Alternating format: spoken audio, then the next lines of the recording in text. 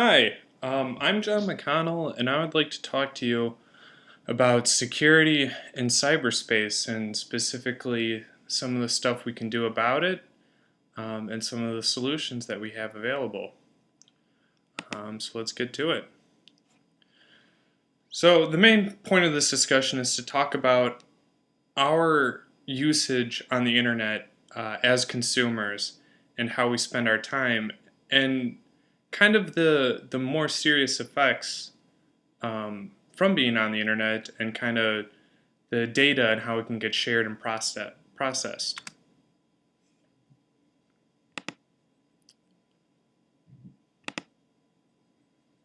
So, protection. What are some of the things that we have available to us and the tools to keep ourselves kind of better prepared for keeping our data and keeping it private? So, first we have passwords, encryption, SSL. For people who are unfamiliar, SSL is kind of our current protocol for internet communication when we want to do it securely, when we transfer credit card numbers or personal information. But stuff like addresses, names do not require SSL encryption. And so far, we can tell that SSL is pretty secure, but there are ways around it, which I'll bring up later. So some of the vulnerabilities from being on the internet. So, some of the things that consumers interact with have vulnerabilities built into them that the programmers weren't aware of, such as SQL injection, cross-site scripting, and denial of service. And each of those kind of affects a different point, a different part of the system, because confidentiality can breach that the data is no longer usable, integrity, meaning that the data does no longer is available to you, and then availability, that you're no longer able to reach these services. And then there's buffer overflows, which basically allows allows the hacker to be able to execute code through an application. So networking, some of the stuff that goes on there, and some stuff that we should be aware of as consumers when we use the internet, is that there is one of the layers is the ARP protocol, which is for Address Resolution Protocol, and it basically associates your computer and tells your computer, hey, this is how you reach me. I'm available at this IP address. And one of the things about this layer is that it's not encrypted, and members can request information or broadcast it at will. So if we look at the vulnerability, which is called ARP poisoning, because of the fact it's unauthenticated, I can go ahead and force my computer to say that I'm someone that I'm not. And this is where we get a lot of the man-in-the-middle attacks, which are vulnerable in a wider variety of areas. And people talk about how SSL is secure, but there are not necessarily vulnerability of SSL itself, but things that can be worked around because of the fact that man-in-the-middle attacks are available just by ARP spoofing, which is unavoidable but is a federal offense. So why are we talking about this now? And one of the reasons is because the scope has changed.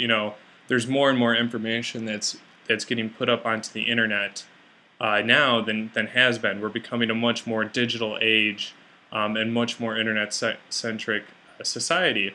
Some of the stuff that's happened recently is Heartbleed, rise of social media sites, and rise of putting personal information on these social media sites and being able to cross-reference information between these sites if somebody wants to find out more information from you. And there's a lot of ignorance out there, and not saying that ignorance is necessarily bad, because in my version of a perfect internet protocol, people shouldn't have to worry about the kind of information that they're putting on the internet. Unfortunately, that's just not the case. And the people who create these web applications aren't always protective of what they have in mind, or of other people's personal information. Yeah, so again, hacking affects people, real people, daily. If you go to this website, uh, this was a real guy who didn't understand what was going on, and he got hacked, and because of it, it affected his personal life. And there's actually a hacking code out there for hackers that want to help the community and make the internet more secure, which is printed off here. Access to computers should be unlimited, all information should be free, mistrust, authority, promote decentralization, hackers should be judged by their hacking, not bogus criteria, and you can create art and beauty on a computer, and computers change your life for the better. So not all hackers out there are trying to do malicious things. Okay, so gray areas. So what we talked about is how not all hackers are trying to do evil things. Some of the things that they're trying to do good is help protect systems that are insecure and kind of show their vulnerabilities. And some of the stuff they've done recently is with Turkey is showing DNS servers so that way people could get internet for them. So how does this affect our solution?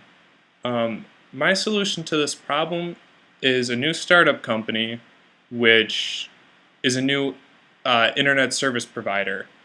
Right now, internet service providers don't do basic things for their average customers. They don't let us do IP spoofing. And when I say IP spoofing, I basically mean dynamic IP. I can't request my internet provider to change my IP so that way if I go into incognito mode on my browser, Google will no longer be able to know who I am.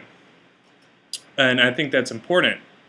And if you look at this article, they did a study that shows people are willing to pay for that privacy on the internet and for that security. And you can look at the web address right here for more information on it. So people are willing to pay for this privacy, and having an internet service provider that is willing to protect their consumer and make sure that certificates are secure and that they do randomization of IP addresses and kind of making sure their private data stays private, I think would be beneficial and be a good idea for the future. All right, I'd like to thank you for this time and listening to this presentation, and I hope you have a wonderful day.